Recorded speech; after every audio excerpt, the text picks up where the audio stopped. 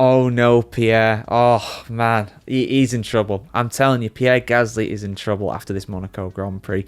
So if you've not seen the race, do go check out my race review that'll already be out on the channel. But basically, one of the 5 things that we learned from this race is the fact that Pierre Gasly is in serious trouble after this race. And you might be wondering, well, why is that? What happened to him? Well, he retired from the race. He crashed out. Early on in the race, he was one of the few drivers to go for that early pit stop because, of course, this year in Monaco, you had those 2 mandated pit stops.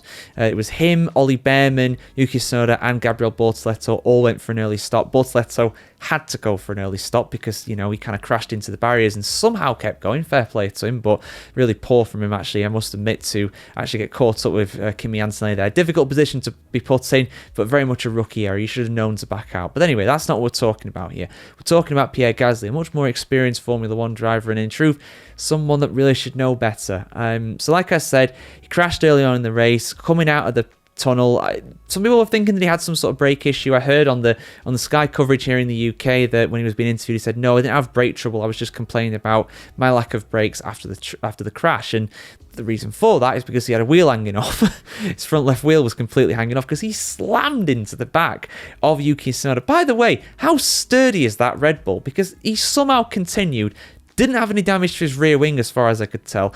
Didn't have a puncture either, despite Pierre Gasly absolutely clattering into the back of him. But hey, that's not what we're talking about here. So Tsunoda somehow continued. Gasly couldn't continue. Well, Gasly did continue in a sense, and this was the problem really, because when you're in a situation like that where, okay, let's just say, right, alternate scenario. Let's say the same thing happens. Pierre Gasly loses control, going out the tunnel, hits the back of Tsunoda, and he damages his front wing to the point where he needs to come in and change it. If he wants to come in and change it despite being in that crash, that's absolutely fine because you can change your front wing and you can repair that damage very quickly. Now, in that situation, you can have some debris that's falling onto the track because of what you've done, because of you going out onto the circuit and continuing, which is less than ideal. But the fact that you've got a car that is still race-worthy at that point, that's the key here. That would be a race-worthy car, and therefore you've got no problem. There is no issue with you going out and actually trying to get into the pits and repair it. That's fine. But the difference is with what Gasly did is the fact that he could try to continue or try to get it back into the pits despite having his front suspension completely destroyed. And that is not a quick repair job. That is something that would take, I don't know, half an hour probably for mechanics to actually repair. It's the whole front left steering arm and everything in there, right? The whole suspension, the whole wheel and everything.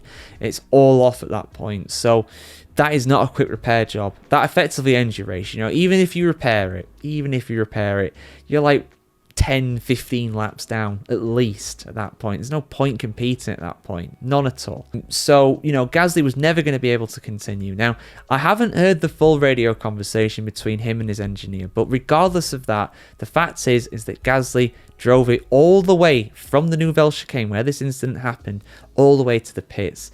And while he did that, debris was being shed all over the track, and you could well have had we nearly did have a crash almost for it, but you could well have had punctures for that, guys running over it. It could have well have started a safety car, and that is what Gasly will probably argue to the stewards. He will probably say, well, I was trying to prevent a safety car, I'm trying to do you guys a favor. But no, because he might well have caused a red flag because of all the debris out on the track.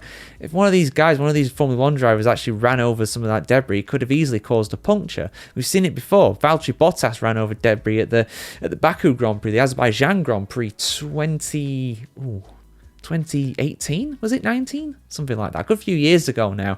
And he lost the race because of that. He was in the lead of the race and he ran over debris and he was done. Simple as that. Now, granted, of course, Monaco is not as fast as Azerbaijan, but they're still really quick and you can still get a puncture quite easily if you run over those. And in fact, we did almost see an incident because of it too. Piastri and Verstappen battling for third and fourth. And now, I must admit, let's not get into the weeds about this. You could argue that Verstappen was being too aggressive and was, out of order here. But the fact remains is that Piastri did slow down for the double wave yellows at that point.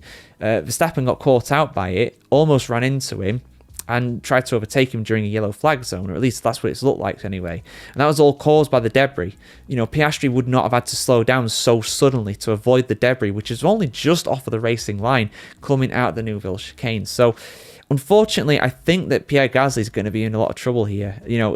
Alpine, his team, are definitely going to get a big fine for this because it is dangerous, effectively, and they failed to control their driver. That's probably the technical term they'd use there. As for Pierre Gasly, I don't know what kind of penalty he's going to get. I imagine he's probably going to get some penalty points on his license. I imagine potentially he could get a grid drop for Spain the next race. And, it's a shame, really. I don't like to see penalties carry over like this. But, he was out of the race. They can't punish him during the race. That was the whole problem when it came to this incident. So it's sad, it's sad. But, I'll be surprised if Pierre Gasly does not get. He's going to get some kind of penalty for sure. He's going to get a financial penalty. He's going to be fined for this. Whether he gets a sporting penalty on the side of points on his license, a grid drop, something like that, that's yet to be seen. That'll come out in the wash. But I imagine we'll probably hear something relatively soon because, yeah, the stewards were pretty busy today with quite a few incidents. But let's just see what happens, guys. But yeah, what do you think? Do you think it's right that Gasly should get a penalty for this? Is this deliberate, dangerous driving? And does it need to be nipped in the bud? Does it need to be punished in these severe terms? I want to hear what you have to say about this in the comments below, guys. Like, share, comment, subscribe. As always, have a fantastic day wherever you are in the world today. And we'll see you very soon.